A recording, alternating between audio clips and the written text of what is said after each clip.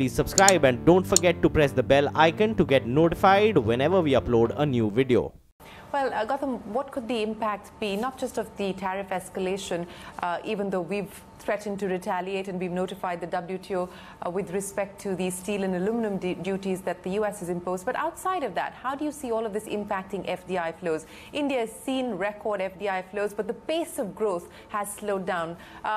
Do you believe that that is going to be something that we are now going to have to live with? I think firstly I'm delighted with the trend in FDI. As you know, I think in the first half of this year, I think if my memory serves me right, we've had about $30 billion of FDI flow into the country. I think it's probably the peak, it's the highest ever it's been. I think my instinct is that despite some of the trade issues that might have some short-term sentimental issues, I think the biggest leverage, as Kevin said, is the fact that we are in fact one of the largest and the fastest growing economies in the world. That cannot be ignored. So I think, to me, I think where I am focused more from the FDI standpoint is I think if we can create the right environment, a transparent environment, the right regulatory framework, and the right level of transparency and dispute resolution around some of the big infrastructure and investment opportunities for India. So I think we have to remain focused on creating that environment to make India a preferred destination for some of the FDI money that should come here.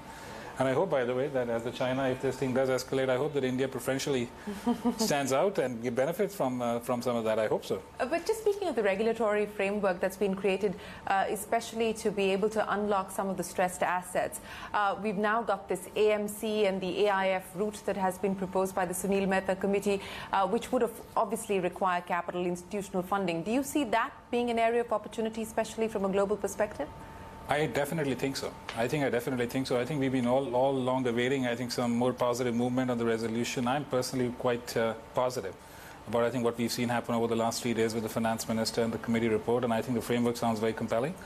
And I do think that, I think the time is to act on it. And I think we do know that there's no lack for funding for investable properties in India. I think I have no doubt, and I think as we talk to some of the large private and institutional investors around the world, India needs $5 trillion of money over the next 15 years. We will not be able to meet our infrastructure demands without attracting that capital. So I think the resolution of this, if done right, I think I believe can open.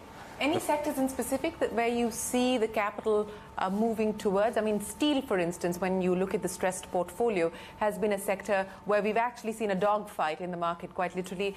Cement, another area where we've seen that play out. But, in this basket, what do you believe is likely to attract attention?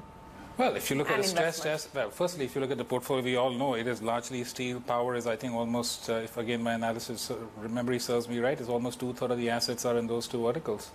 So I think that will be natural. I think that will be natural, and that'll definitely happen. But then beyond that, when I talk about the $5 trillion, I think we need about $1.5 trillion in power. I think we need about $1 trillion in airports.